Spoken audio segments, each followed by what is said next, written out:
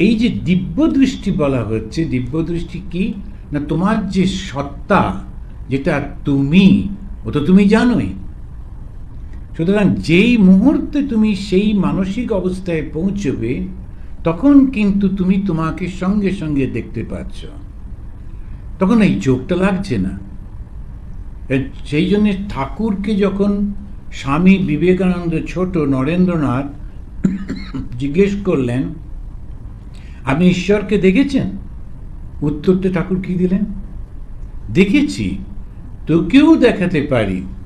এখন যেমন তোকে দেখছি তার থেকেও অনেক পরিষ্কার। কেন? এই চোখের দৃষ্টির মধ্যে যদি আমার কোনো চোখের সমস্যা থাকে, তো without specs, without the glasses I won't be able to see. বা যদি আমার চোখে চশমা থাকা সত্ত্বেও যদি আমার ঠিক পাওয়ারটা না থাকে, আমি ভুল দেখি, অতটা হেজি হেজি দেখি, ঠিক দেখতে পাই না।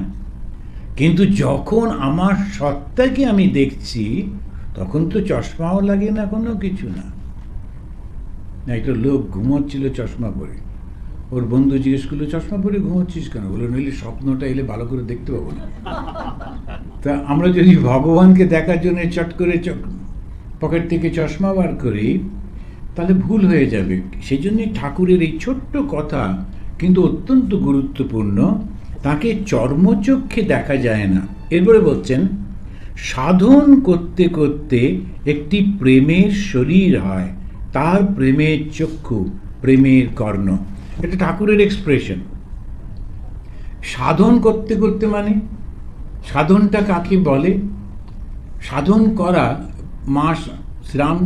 মা বলছেন, স্বামী শ্রীরামকৃষ্ণ বলেছেন, সাধনার কাকে বলে বাবা?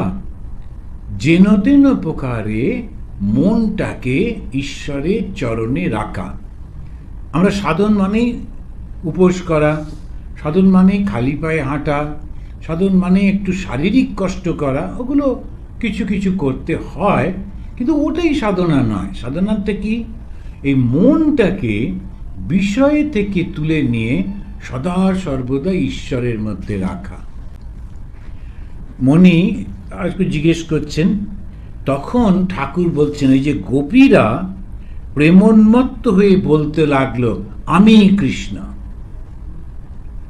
স্বামী বিবেকানন্দ বললেন, হোয়াট ইজ রিলিজিয়ন?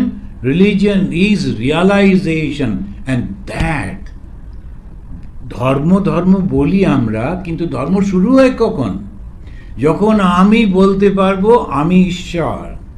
ওই গোপীরা যখন বলল আমি কৃষ্ণ, ক্যান ইউ ইম্যাজিন?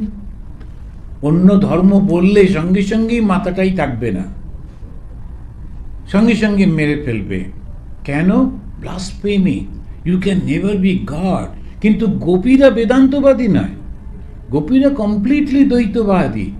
ওরা কৃষ্ণকে ভালোবাসে, কৃষ্ণকে ভালোবাসতে বাসতে বাসতে কৃষ্ণ ছাড়া কিছু নেই, তখনও বলছে আমি কৃষ্ণ। যখন আমরা ধ্যান করি, ধ্যানের গভীরতার মধ্যে যখন গুরুদেব যে দেবতাকে আমাকে দিয়েছেন, দেবীকে দিয়েছেন, ইষ্ট দেবতা বা দেবী, তাকে ধ্যান করতে করতে এক একটা সময় মাথা থেকে পা পর্যন্ত শুধু ওই ভগবানই রয়েছে, আমি কোথায়?